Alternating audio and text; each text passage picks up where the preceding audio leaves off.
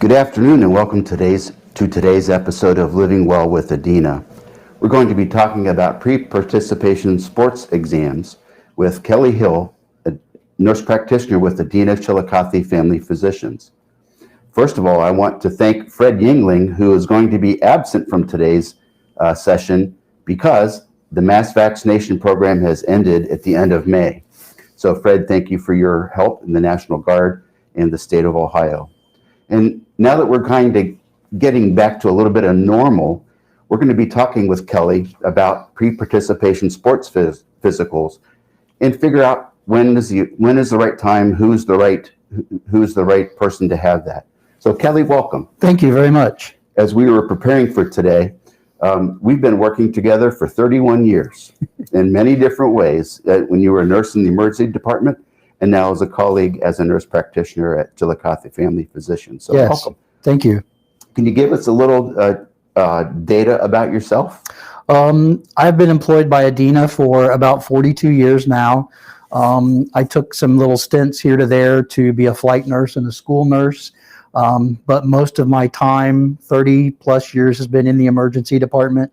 And I've been a nurse practitioner for 6 years, 5 of those through the Adena Health System at the Western Avenue campus at Chillicothe Family Physicians.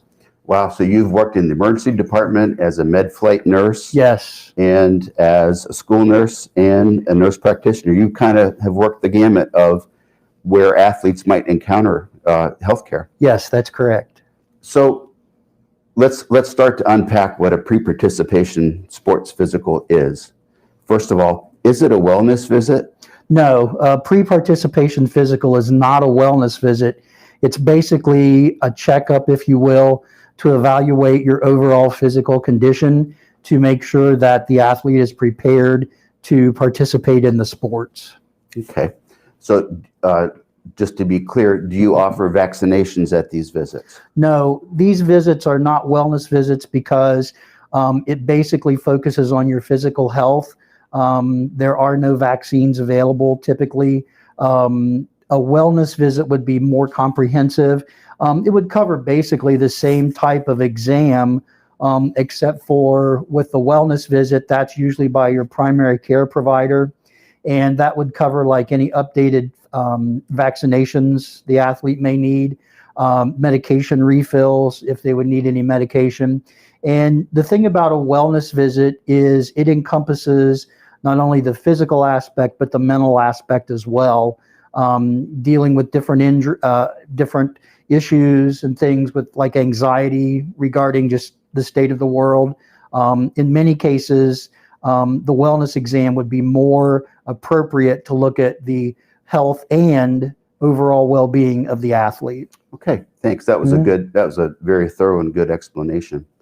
So who all would be candidate to receive a pre-participation physical? So anyone who participates in any type of extracurricular activity from the junior high level, 7th grade to 12th grade, is required by the state of Ohio to have a pre-participation exam.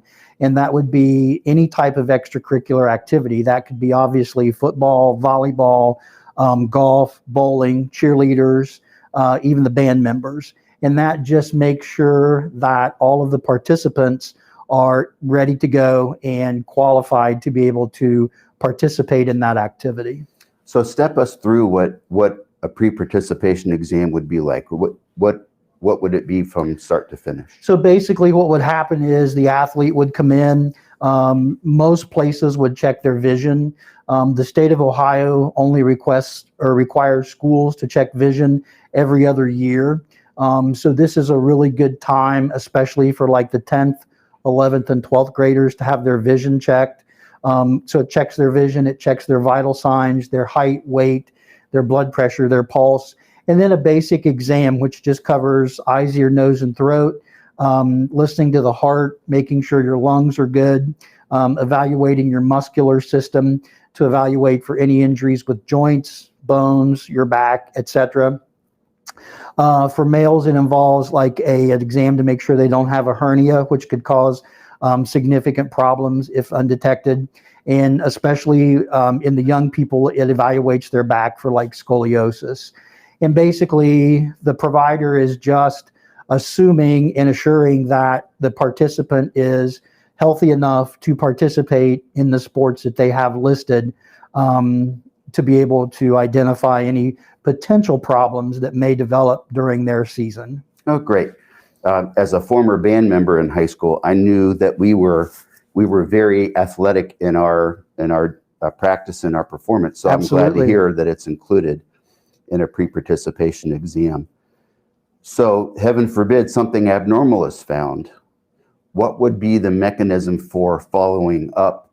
So say you're seeing an 8th grader who has a heart murmur, and then when you ask them, they've never had one before. What would happen with something abnormal like that? So a lot of it depends on who's actually performing the exam. Obviously, the best place to have your pre-participation exam is with your family doctor, your primary care provider. I know there are a lot of schools that offer free physicals, and they have medical providers from Adena come in to do that, and that's fine. In that situation, if we identified a problem, what we would do is immediately talk to the person about that, discuss that with their parent. I think just out of courtesy, it would require a call to the parent and let them know, and then refer back to their primary care provider. They would need additional testing. They may need referrals. They're going to need follow-up. And if I see one of my patients in the office and I'm doing like a wellness exam or a pre-participation exam, if I find anything abnormal, then I can go ahead, set them up for referrals at that time, get them in to see who they need to have, evaluate this injury, do any, formal testing that may need to be done, just to find out exactly what's going on and assure that they're actually physically healthy to participate in that sport. Good, thank you. I know that the school year is winding down, so it feels like things are tapering off, but summer practices will be starting before we know it. Correct. When's the appropriate time to get a pre-participation exam? A pre-participation exam in Ohio is good for a year.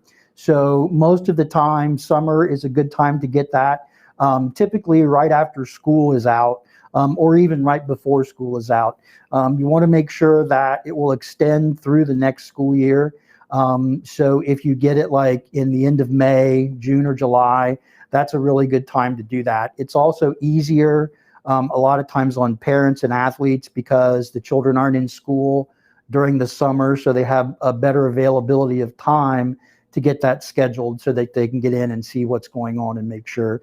The real problem is you want to try to not wait to the last minute, because then if there's a problem and something that just needs, maybe just a little bit more thought, then that could delay their participation. So obviously the earlier the better. Sure. Yeah, I've been, as a family physician, I have been the recipient of urgent phone calls the day before practice begins. We need this. Absolutely. So being proactive for the parents is and the kids is a very important thing.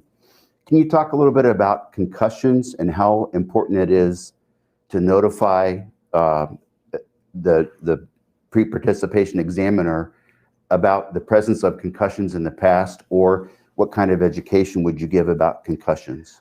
It's really important to understand that a concussion is just not that you fell and hit your head. That could be an injury to your brain. It could be swelling. It could be a contusion or a bruise to your brain. It just depends. So it's really good to talk to athletes, and coaches go through a special class as well where they recognize like concussions and head injuries, and they know to take them out of the game, to take them out of any type of contact. They will definitely need to have follow-up. They need to be aware of the signs and symptoms of what happens if they get hit in the head. And it's not a matter of, oh, I want to really continue to play and finish this game.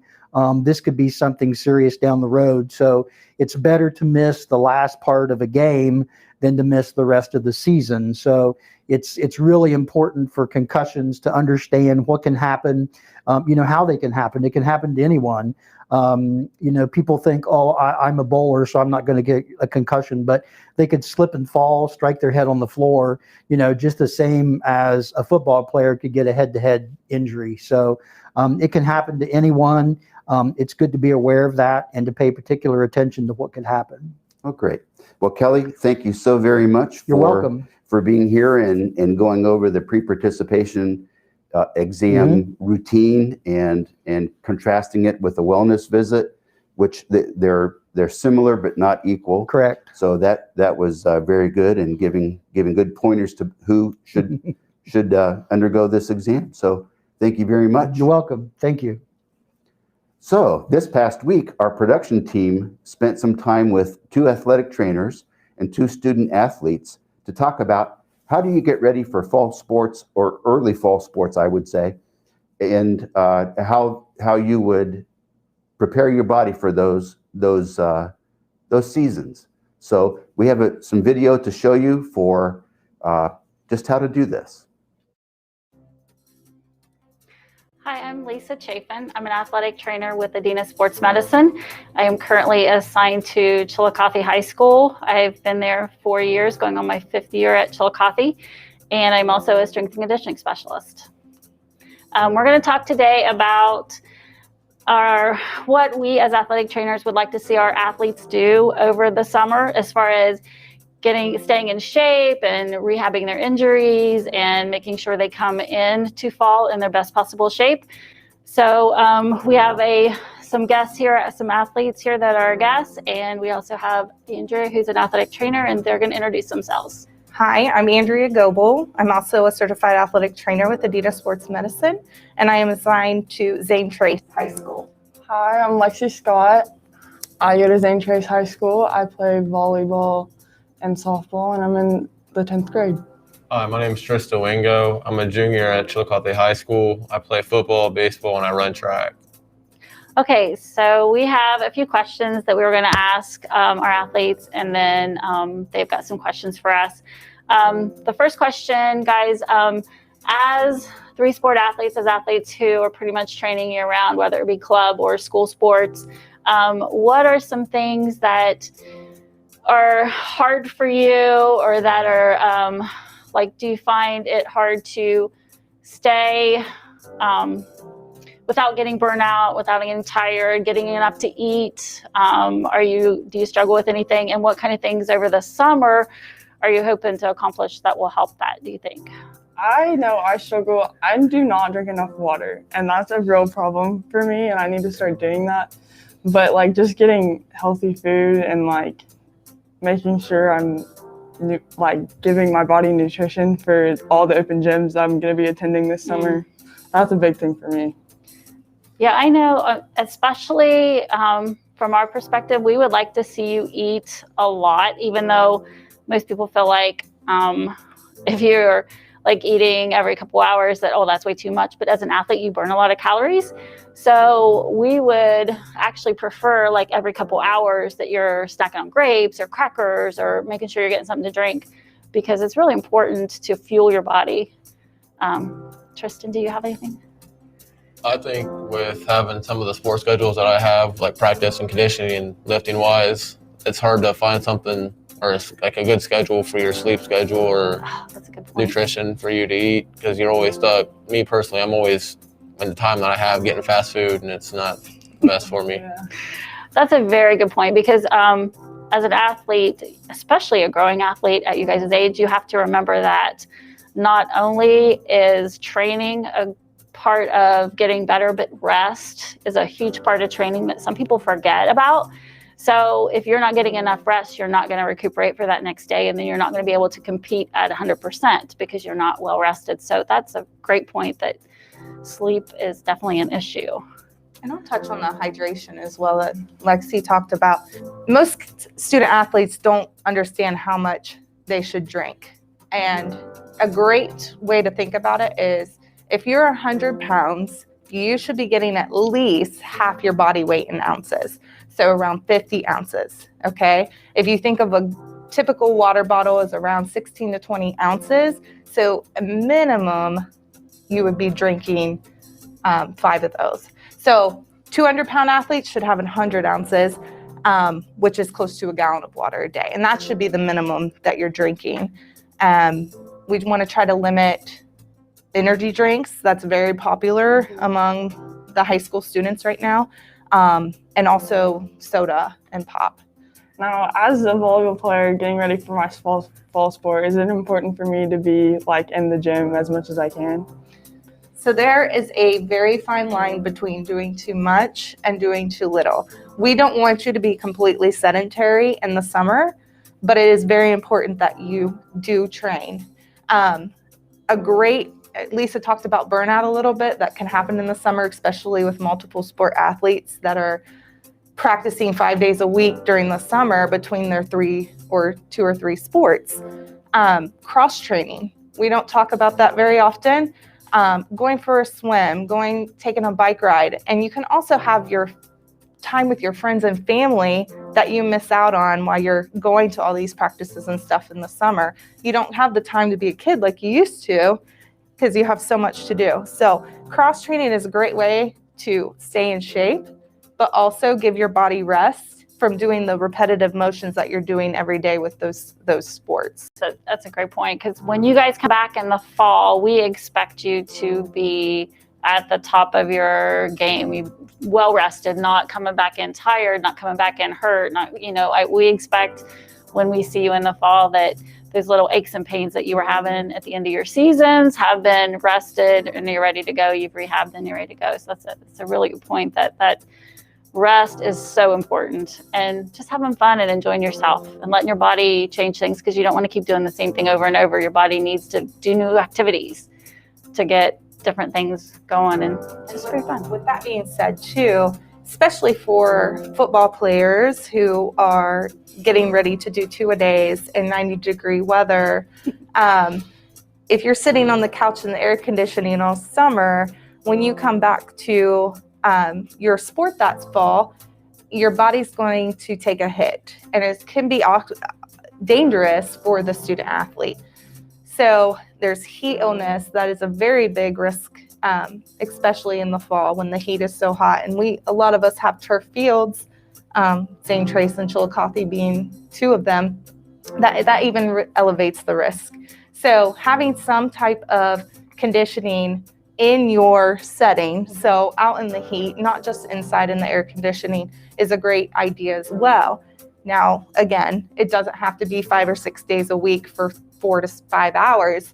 Just doing something outside, again, the bike riding, helps your body get used to that. And you'll see results come 2-a-days or come to your practice time with both your health and your prevention of injuries, and also your performance level will be better. Is there any kind of special nutrition diet or anything that we should try to focus on going into the summer seasons? Get your calories in. A lot of kids want to limit their calorie intake because they want to lose weight, but I don't think the student athletes or you guys realize how much you truly burn during your exercises. So giving your body the fuel it needs to recover is very important. Having a balanced diet, we talked about fast food, try to limit the fast food, getting your vegetables, getting your fruits, and especially protein. And that doesn't have to be meat, can come from a protein bar, or a lot of your vegetables have a lot of protein in it as well. Yeah, peanut butter and chocolate milk, something easy and fast. And I am pretty much against like the protein drinks and things like that. You guys don't have to go to GNC and spend a lot of money. You can get your nutrition naturally, and your body accepts it better when you're getting natural foods into your body and not doing the drinks and all the pre-workout and post-workout and all that stuff that you tend to do. Not you personally, but as student athletes. Have you ever been in a situation where you know that your body needs rest, but you're afraid to say no? Yeah. See, I think that happens more than, that's not something we talk a lot about with our student athletes, and I think it needs to be more of a discussion. I think our coaches would be much happier having a healthy Lexi during their season than a burnt out, injured Lexi during their season. And yes, you want to perform and get better at the summer, but again, we ride that fine line of doing too much versus not doing enough. You know what I mean? So I would give advice to listen to your body. Your body talks to you in different ways, and I think as a high school athlete, they just are learning that. A lot of the junior high or younger levels, they're just figuring out when their body's hurt versus injured. And at the high school level, I think is starting to realize when you need to rest. Do you agree with that? Yeah. So we're going to just show Lexi and Tristan some easy ways to do some stretching over the summer. Like I said, if there is a specific injury or a specific tightness that they are aware of, then I would this is the best time to work on their specific, what they need for their personal body, because we're not stretching as a team. This is all about what is going to make me better. So we're just going to go through a few things that as an athletic trainer, a lot of kids will come to me and say, this is really tight, I need to stretch that. So I'm just going to show them a few things. But obviously, if you guys have anything that you want to work on, we can specifically do that too. Tristan, he is my student athletic trainer as well as an athlete. So he and I worked this winter over a hip flow. Most of it we got from different sources and kind of put it together for our athletes to do, because tight hips is something that we see a lot. So we're just going to run through a few of those exercises that we do, and then we usually do around 20, but we'll only do about 5 or 6 right now. So the first thing I usually have my kids do is spread their feet wide, grab their ankles, and just drop their butt and just let their body weight help them stretch. And then they're going to put their hands on the floor, flatten their back, straighten their legs, so they're stretching their hamstrings and calves.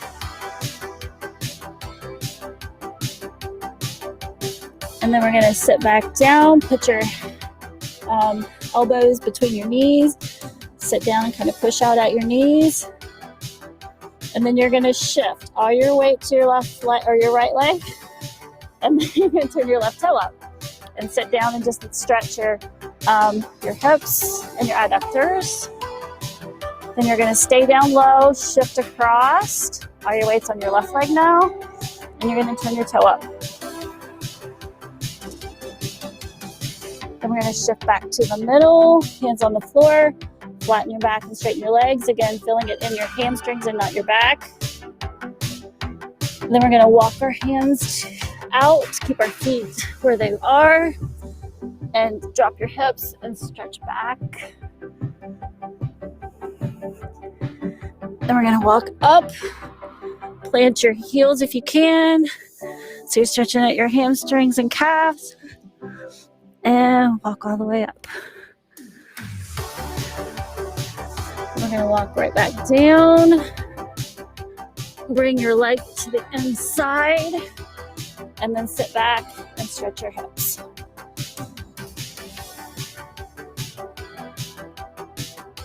And then you're going to lift up into a plank, switch and go the other side.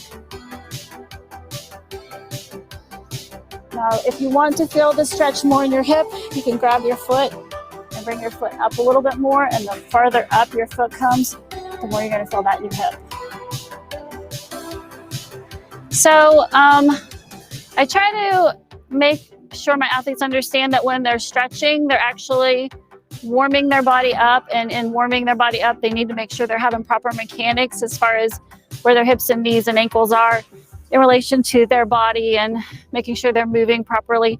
So one of the ways we do that is functional stretching. So we're going to go through some functional stretching that, again, is a warm-up. So it's a stretch, but it's also a warm-up combination. So we're going to start with front lunges.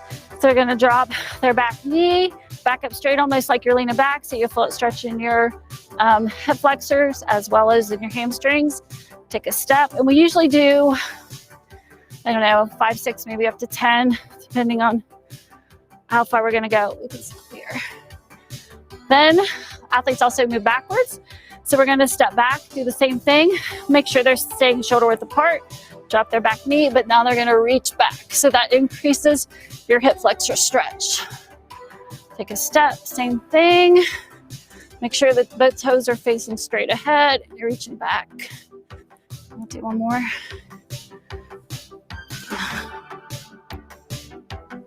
Good. And then another drill that I like for them to do is side lunges. And the reason we do that is twofold. Number one, to stretch your hips, but also to get ready for cutting. Because when you cut, you want to load and shift and push turn.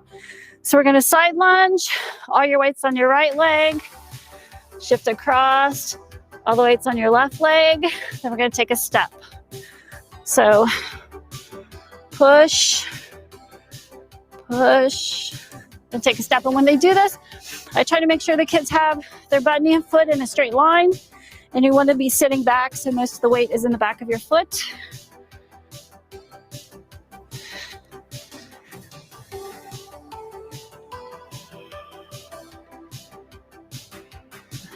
Lisa and I would like to thank Lexi Scott and Tristan Wingo for joining us today.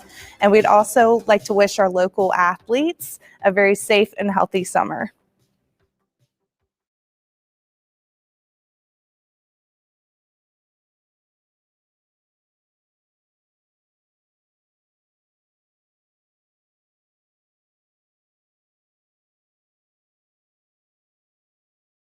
Informative. Now it's my distinct honor and pleasure to introduce Adena Health System's Sports Medicine 2020 to 2021 Student Athlete Scholarship recipients. These young ladies have hit the trifecta of being an outstanding athlete, an outstanding student, and a contributor to their communities. So congratulations to Tamara McCain and Annie Mcwilliams. So thank you for being on our show today. Congratulations. Thank you. Thank you. Tamara, we're going to start with you. You're down at Oak Hill High School, and tell us what your highlight reel would look like. What were some of the accomplishments that you've had? So I participated in numerous varsity sports and was a 4-year varsity letterman. Throughout that, I received numerous awards through keeping good grades. I received like gold certificates and stuff through basketball for my outstanding academics, and I received a couple through softball throughout my high school career, as well as different things for my academics all throughout my high school. Good for you. And what's been the highlight of your community service? I have participated in numerous community service events and organizations. I was a main part of the National Honor Society. I served as the service chair, and we did major community service events like painting our local sports shop in Oak Hill. We picked up trash throughout our community along the streets and things to beautify Oak Hill. And we ran a hat and glove drive and a food drive throughout our school to help those in need within our community. Wow. So that's pretty awesome that you are able to give back to your community, and they're there to support you during your athletic and academic pursuits. What do you plan on doing after graduation? I plan to attend The Ohio State University and studying pre-optometry. Good for you. What advice would you give to other student athletes about academic performance and athletic performance? My advice to other student athletes is really find the time and designate that time throughout, whether it be the week or a school day or weekend. Set aside a certain time schedule to do the schoolwork, and don't let school and sports like collide. Kind of keep them designated. And I know at Oak Hill, teachers were always willing to work and be cooperative with student athletes. And if you were like proactive with them and like, hey, I've got a lot going on this week, like we've got, softball games every day this week. Could you maybe give us like a couple extra days for this assignment? I know at Oak Hill, our teachers were very understanding with that student athlete schedule. So if you just work hard and like designate time to get your stuff done on top of communicating with your educators on your schedule, they are pretty good at working with you. Great advice, and congratulations again, and good luck to you. Thank you. Now we're gonna talk to Annie Mcwilliams from Wellston High School. Annie, welcome. Hi. What's your highlight reel look like? Through high school, I've lettered in 3 different sports. 2 of them, track and cheerleading, are 4-year varsities, and for soccer, I lettered 1 year. For soccer, this is the first year my high school has ever had soccer, so we just now got a varsity soccer team, and it was a co-ed team, mainly girls, and we were playing all-male varsity teams because it was co-ed, so we had to play the boys' teams. And through cheer, I've got numerous competition. We competed in different competitions my sophomore year, but we weren't able to my senior and junior year because of COVID. I've cheered for about 12 years, and we actually got second place at nationals. And through track, our 4x2 team, I ran the 100, 200, 4x2, and 4x1. And we got TVC champs, and our 4x2 and 4x1 team advanced to district. Wow, good for you. That's great accomplishments. How about what kind of academic accolades have you received? I had all academic TVC. I've been academic team captain and academic honor roll. Wow, good for you. That's just amazing. And what about your community service? What projects have you helped to organize or participated in? Through high school, I've managed to accumulate around 200 community service hours. And I've done things like from cleaning up the bike path in Wellston to helping at Four Winds Community Center. One of the biggest community service projects I've done has been 3 days long, and I actually went to the State House in Ohio to help middle school children learn how to debate and present themselves in the State House for middle school youth and government. Good for you. So across the state as well as down in Wellston. Yep. What are your plans after graduation? I plan to attend Wright State University for pre-medicine to eventually become a psychiatrist. Perfect. Good luck to you. What advice would you give to student athletes about successful habits or practices? My advice for student athletes between balancing your education and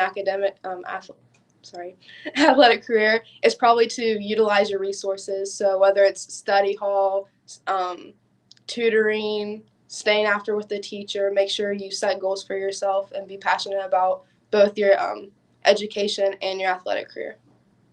Good advice. Good advice. Well, Tamron and Annie, congratulations on the scholarship recipient status that you're in now. Good luck to you as you further your education in college. I forgot to ask, will you be participating in collegiate sports? I'm thinking about trying out for college cheer, but I'm not sure yet. Okay, Tamron, how about you? When debating on what college I wanted to go to, playing collegiate sports was a big factor in like where I wanted to go. But after deep consideration, and I chose to go to Ohio State, I think I'm going to close that chapter of my book and get ready and prepare for the next one. Good answer. Good answer. So, once again, congratulations to you both, and we wish you all the best for your future. And we anticipate great successes for you both in your lives. Thank you. Thank you. You're welcome. So that wraps up our episode of Living Well with Adena. I'm Dr. John Gabus, Medical Director of Community Partnerships. Join us again in 2 weeks, where we'll be talking about a healthy weight program for you and your body. And we'll also have an update on the COVID restrictions that Governor DeWine has been discussing. So stay tuned for that, and we look forward to seeing you then. Have a great day.